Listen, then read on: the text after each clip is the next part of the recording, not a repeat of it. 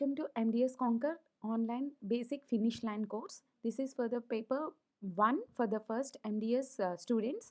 I myself, Dr. Satya Ushasri, team MDS Conquer, going to discuss about growth prediction. Questions regarding the growth prediction come as methods describing the gathering the growth data and also the growth predictions. So this is a little tougher subject and like a just answering of the growth prediction is enough.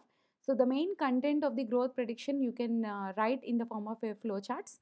So here is a flow chart which is explaining the methods gathering the growth data.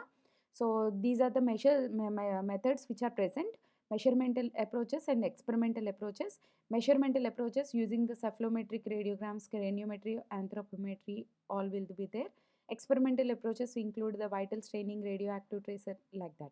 So there some will be direct measurements and some will be indirect measurements. So assuming and giving the measurements was done in the indirect method. So these are the various methods explaining the methods to gather the growth data. Next comes growth prediction. If the 20 marks question was there, these are the concepts which should be included in your answer. So need of the growth prediction should be explained here, and uh, these are the references including the conclusion and the references should be present. And coming to this is the need of the growth prediction. It can be explained in the form of 10 points. This is very important, so I included in this um, video. And coming to Hirschfield and Moyes concept, normally in science the growth prediction occurs depending upon these four principles. It may be theoretical or regressional or experimental or a time series. Theoretical means mathematical formulas are given and the problems are solved in order to prove the hypothesis. And the regression method also, it is divided into dependent and independent variables, and different hypotheses are drawn, and finally they are proved in order to predict the growth. And the experimental includes the Ricketts forecast and Johnson grid. Mostly in orthodontics, the growth prediction occurs experimentally only, and the time series include long-term movements, oscillation about a trend, cyclic or periodic events, random components. These four types are the things which are used in the science to divide the in order to predict the growth. Especially in the orthodontics, we use the experimental method, that is the Ricketts forecast method or the Johnson grid or other growth prediction methods which we are going to discuss in the later slides. So here the Bjork also classified the methods to determine the growth prediction. It includes the longitudinal, metric and structural. The name itself is a self-explanatory one. If they see the longitudinal ones, that means the study will be composed of 1 to 2 years, and during this study consecutive cephalograms are taken and the growth study is done depending upon the changes in the consecutive cephalograms. And metric means it is of measurement.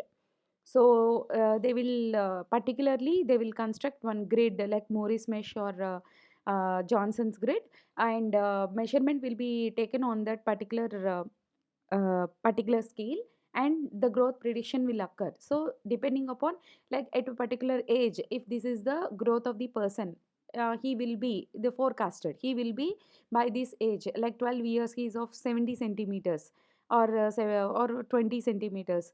Again in the 20 years of age he will be like 100 centimeters or 150 centimeters, like that. So that forecast of the forecast is done depending upon the measurement. Structural growth prediction, that means superimposition. So they will take the structures as a stable points, and they will see whether the changes are done against this stable point. The cephalometric superimpositions are included in the structural method. So these you have to explain, and these are the various types of growth prediction methods. Here is the cephalometric method, and here is the non-cephalometric method. In the cephalometric methods, brief description of Ricketts archaeal growth and VTO should be done, and these two again can also be asked as a 7 marks question. And Moore's mesh, all these questions are viva questions only. And coming to non-cephalometric methods, the finite element method is a very important one, and it is a newer concept. So it can be asked in the recent advances in orthodontics question diagnosis also, finite element method can be used. So this is a computerized technique which is used for the growth prediction. So computerized prediction means is nothing but finite element method. So the textbook which we have to follow for the growth prediction proper understanding is the Sridhar Prem Kumar's craniofacial development, and detailed description can be you can get from that, and this is the just outline what you have to answer for your growth prediction. Thank you.